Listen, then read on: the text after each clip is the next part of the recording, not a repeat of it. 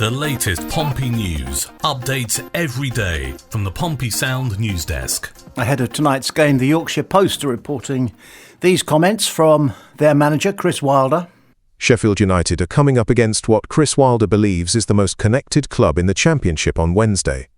We want to build on what happened on Sunday, move it onto Wednesday and hopefully go into Saturday at Leicester City and round off a really good week, said Wilder ahead of the visit of John Mousinho's team.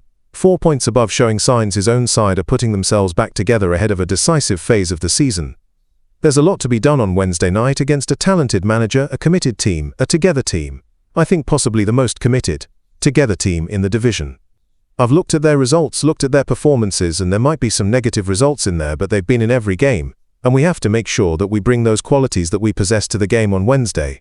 We're together. I don't see an unconnected football club, I really don't. Chris Wilder talking about the visit of Pompey to Sheffield United this evening. It's standard practice, isn't it? We've heard it so many times. Managers bigging up the other team, warning that they're very well organised, they're very tight at the back, they're very dangerous going forward, they've got a good manager. All these things are pretty much standard, designed partly to manage the expectations of fans, but also designed to make sure that his team play to their very best, play with the utmost commitment. So speaking of commitment, it is interesting that he has singled out a talented manager, John Mousinho, a committed team, yes they are, and a together team. And watching the celebrations after that 3-1 win on Saturday, I have to say that I felt that we had some of that togetherness back that we felt particularly during the last half of our title-winning season, when the players, you had to drag them off the pitch. You had to drag them off the pitch. They wanted to stay out there and give it large and get large back, and they were loving it. And they were doing it together. They weren't doing it as individuals.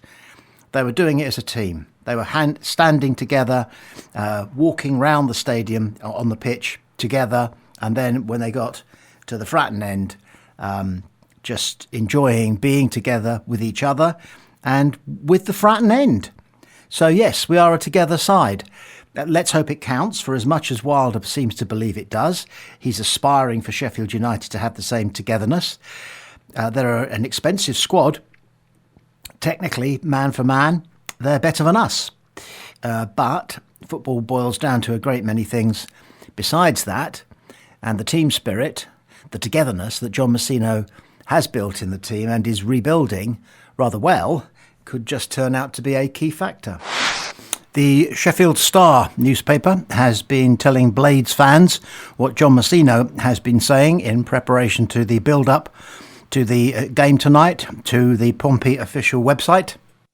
There have been a couple of false dawns so far this season, and the key is to try to find that level of consistency, said Mousinho, as quoted by Pompey's club website. We want to perform in an away game the same way as we do at home, which we admittedly have done much more this season than last.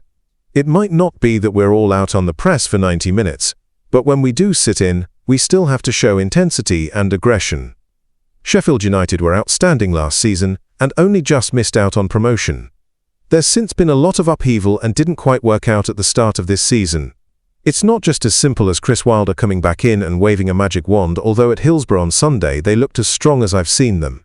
It's a false position they find themselves in, and I'll be shocked if they don't still have a run at the playoffs this season.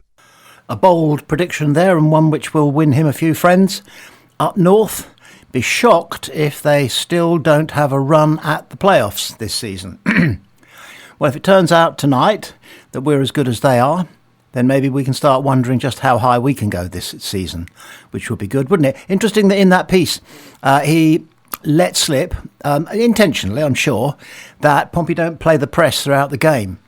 It's a bit like sometimes if you're watching a horse race over a couple of miles, the leading jockey might just pull the horse back a little bit, let the others catch him up, because he's giving him a breather. And I would have thought, there's no way that Segicic, for example, could keep up that kind of intensity for 95 minutes, surely. Not at all. He's got to know that he's coming off, in which case he can do it for 70 minutes without so much difficulty as doing it for 95 minutes. But if we are playing the press and then stepping off the gas and sitting back a little bit. What Messino is saying is you still have to show the same intensity and commitment when you've stepped back from the press and you're letting them come at you that you show when you're employing the press.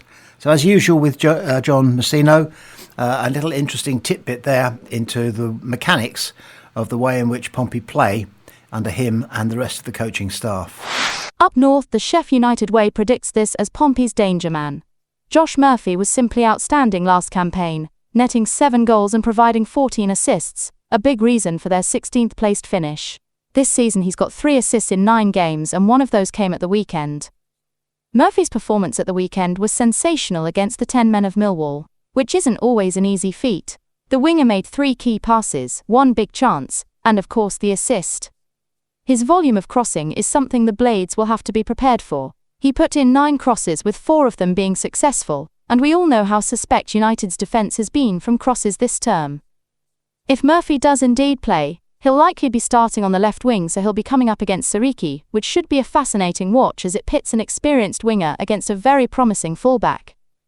Prediction: the Blades are fast becoming one of the Championship's top creating sides, with a non-penalty expected goals of 21.4. Portsmouth, meanwhile, are slightly below average with 17.9. Again, it's defensively that's letting Messino's side down. They are the 5th worst team in the division for non-penalty expected goals with 22.4, while United are around the league average with 19.3. From a style of play perspective, Portsmouth love to put the ball in the box at every opportunity. They lead the league in cross attempts at 283, and 63 of those are successful, which is again a league high. This is something the Blades will be fearful of considering their defensive struggles. To add, United allow opponents to have 25 touches in their box per game. So crosses and the second ball from clearances could be a successful route for the visitors.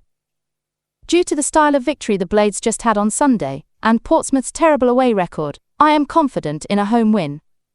Sheffield United win this one by a 2-goal margin.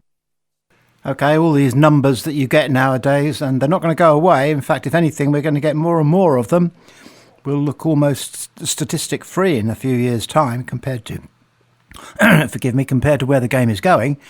But that's a really interesting stat. Assuming it's true and there's some accuracy about the way it's measured, the fact that we lead the championship table in crosses and in crosses that are successful, as in somebody gets a touch on them or nearly gets a touch on them, is really interesting because we haven't scored enough goals this season by a long way. So if the Sheffield, what's that website called? We Are Sheff or something, is right, and if those statistics are accurate and accurately reported, then we can expect to see a lot of activity down the flanks against Sheffield United and perhaps for the rest of the season, with hopefully Colby getting on, 1.5 a game one every game and a half. That would do it. See, I'm getting stuck with statistics now.